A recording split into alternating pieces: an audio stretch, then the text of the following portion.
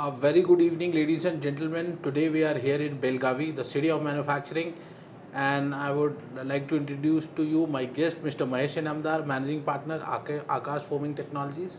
It's good to finally meet you, Maheshji. We have interacted so many times over the phone, and thank you for inviting us to your beautiful facility here in Belgavi. To start a discussion, I wanted to understand more about your company, how it started and how it has grown over the years. I thank you very much, Dineshji, for having spared your time and come all the way to Belagavi for and supporting LUB and the industries here in showcasing Belagavi as an industrial hub without much of the ecosystem from the government or from the OEs. Still, Belgavi has grown on its entrepreneurs' potential. So, talking about Akash Forming Technologies, we are into sheet metal stampings, and basically these products have a variety of applications. They are used in power generation, automotive, then oil and natural gas, domestic appliances. So actually, this business was started by my father in early 80s, Okay. and it was a partnership firm Okay. which got dissolved in the year 2010. Okay. And in 2010, again, I had to restart everything from scratch. Okay. I mean, we just had this facility, I mean, without any machines. It was just an open shed Okay. when we came here in the year 2011. Okay. With then we invested in the machineries, and even in manpower we invested. And luckily for us, we have a very good clientele.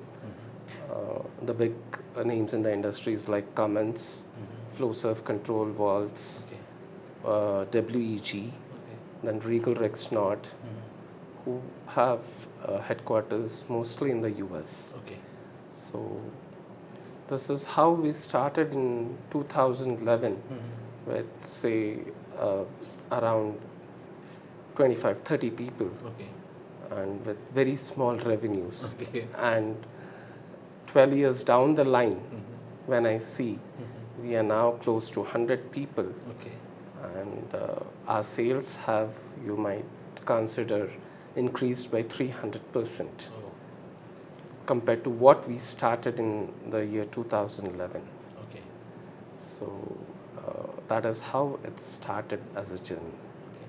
So I can say as a startup, I won't say startup because you are restarting, but still, what were the key challenges you faced during your, the realignment of your business?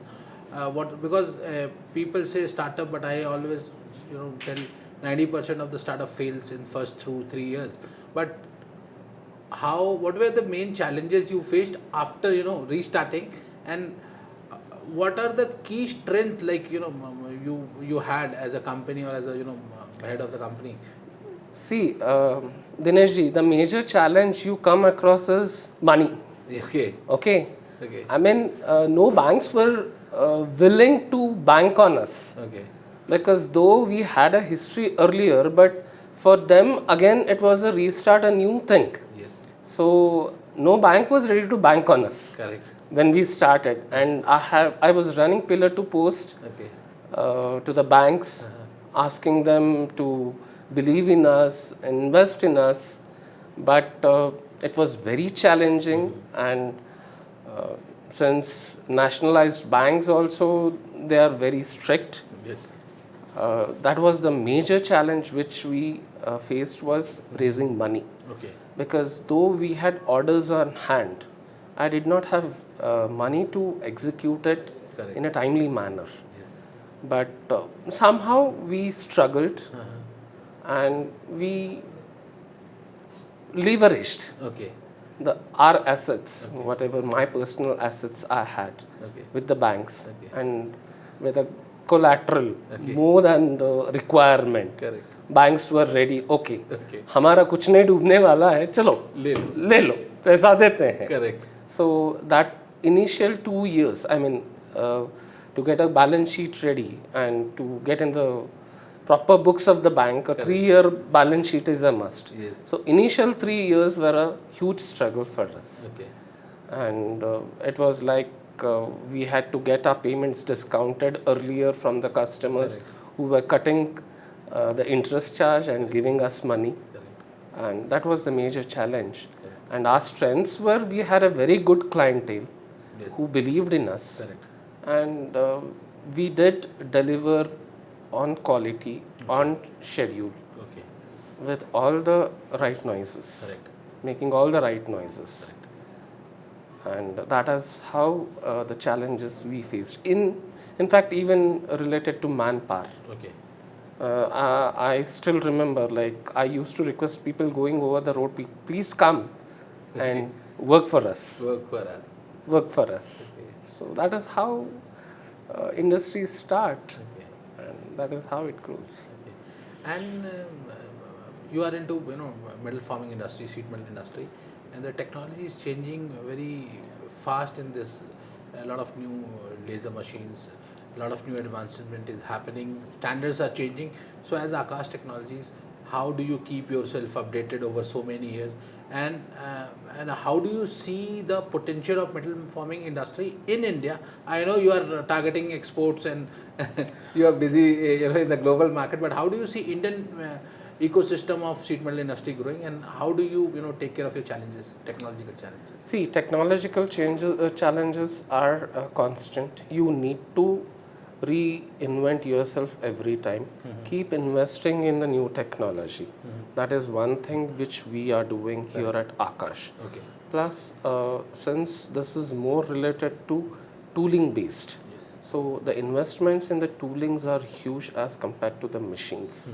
So we take care of that a lot, and we have good resources in the tooling manufacturing. I mean, we have special partners for toolings who work for us and get it. And regarding the market, I would just say, like, there's not much of an export market now, and everything is going to happen. It's in India. India. Okay. Earlier there was this thing ki we are exporting, we are this, but today you don't find, because there's not much of an export market. Okay. For maybe the reasons of a global recession or the wars happening worldwide. Correct. The global economy, if you consider, I would still say India is a very bright spot Correct. in the coming days. So everybody is looking at India with hope, and the future lies here. So we have to leverage more on the domestic market, because our internal consumption is increasing, and that is how the economy is poised to be the 3 trillion economy which the Prime Minister is speaking. Correct. And because since you are catering to working with so many companies, how do you see which all industries do you see is growing, especially when it comes to metal forming? See, the Indian railway sectors is growing very huge. Okay. Then huge potential for metal forming parts are required. Plus the latest CPCB4 norms, Okay. which have been introduced. There have been a lot of changes in the genset requirements. So a lot of advancements are taking place, and lots of new products are being launched, Correct. wherein the stamping requirement is quite commendable. Correct. So Okay. Manpower is something we spoke in the morning, and there were a lot of reasons how skill manpower and like everybody is facing that challenge. And you gave me an interesting example, which I will not ask you again here on the camera. But how do you cope up with the manpower or skilled workforce? Though, like you said, you have job to offer, but people are not willing to take it. One, how do you see the shortage of skilled manpower in the country, and how it should be resolved?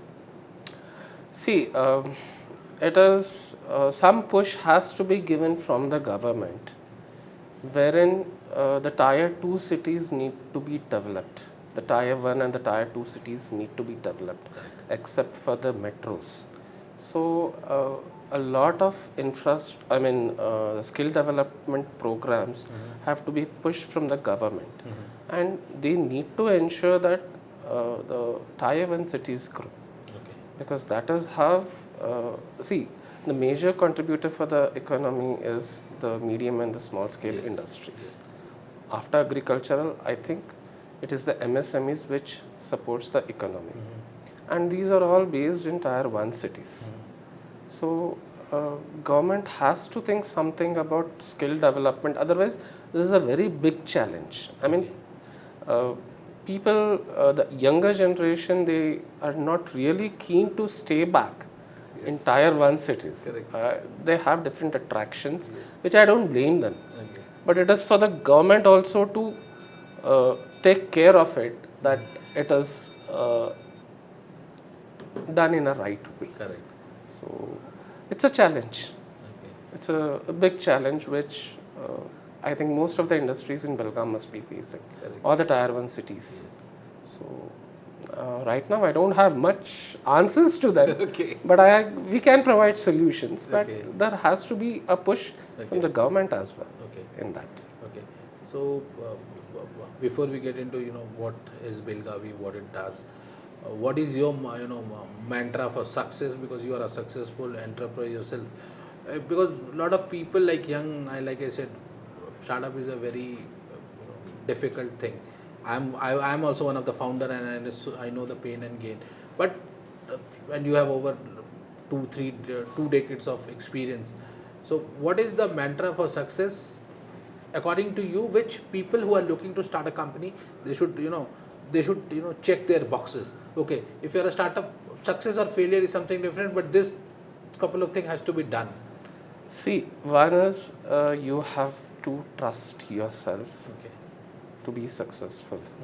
And second is you always need to respect your customer. Okay. No matter whatever the customer is requiring, you need to fulfill that. Okay. It is still a customer driven market. So the customer is the king, and you need to be ethical in business. Okay. That is very important. Be fair with your suppliers, Okay. people working for you. Okay. Your biggest assets are your people. Yes. You need to take care of them. Okay. So your people, your customer, and you yourself. These three are very important. Okay. So if you are right, I don't think people will just come out of the way and harm you, Okay.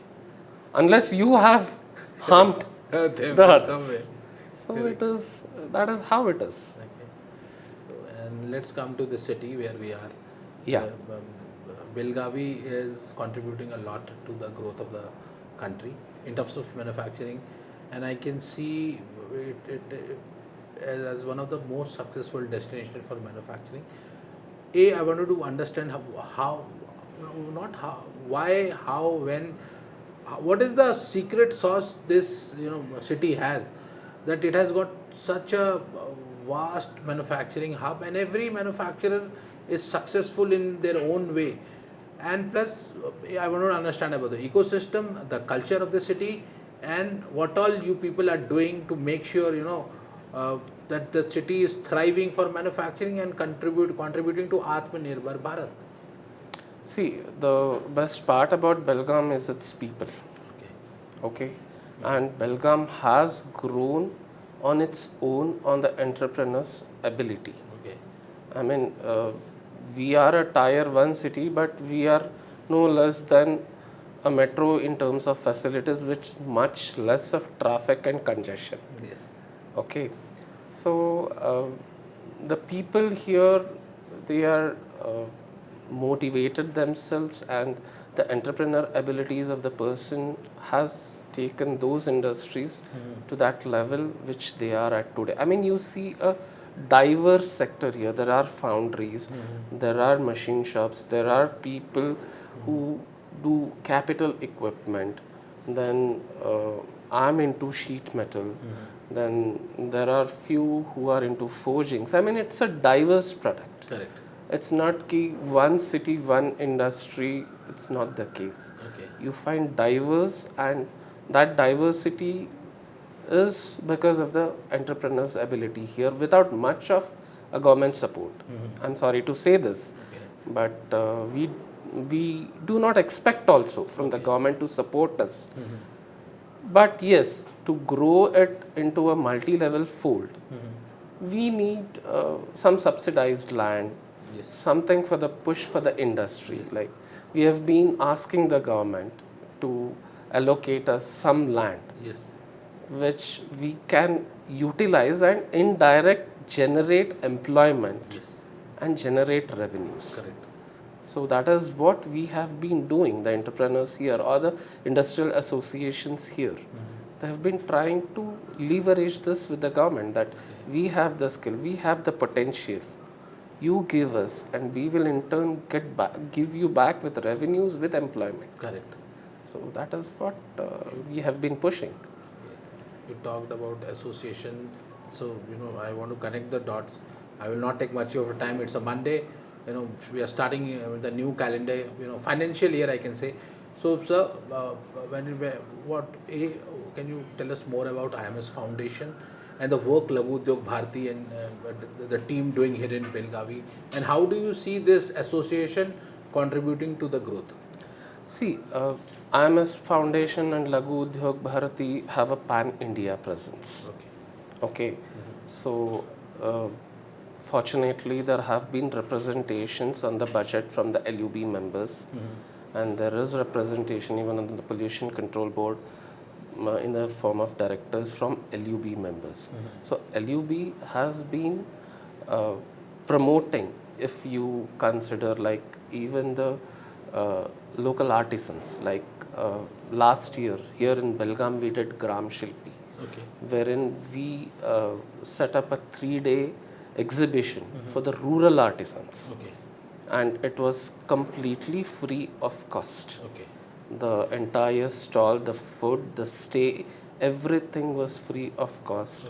And apart from that, we supported them in gaining the market as well, who had the potential. So LUB has been working on all fronts. If you consider the rural artisans, the MSME sectors, we do give our recommendations for the budget. Then in the locals, if you consider Belgavi has been very active, LUB Belgavi, we almost every month conduct programs here related to the industry. Then we are coming up with a national working committee, All India National Working Committee scheduled, wherein 150 industrialists all over India are going to meet for 3 days here in Belgavi. So Belgavi, LUB Belgavi has been very active and actively pushing the needs and the problems of the MSMEs. So that is how it is. Thank you, Mahesh ji, and looking forward to meet you soon in Bangalore. And I would personally want to tell that Mr. Bhojraj has said, "Ki Dinesh, you go to Belgavi, you meet people, you will get different perspective." And trust me, since morning I've met so many entrepreneurs, and I'm getting positive vibes. People are if government is doing X, Y, Z, everybody is have their own vision to make their company grow and overall city. So thank you for giving your time on a Monday, and looking forward to meet you soon, sir. Thank you so much, Dinesh. Thank you, sir. It's a pleasure.